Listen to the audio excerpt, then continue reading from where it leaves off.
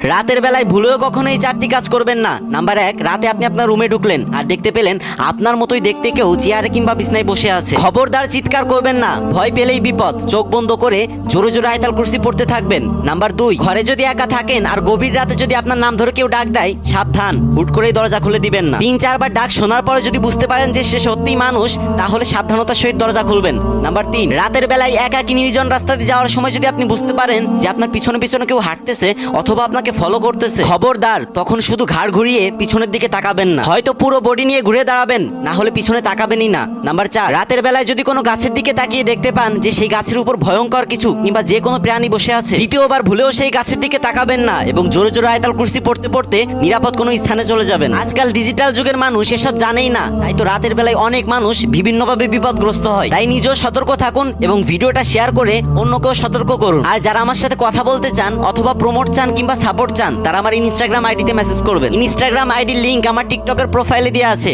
তো ভালো থাকবেন সবাই। আসসালামু আলাইকুম।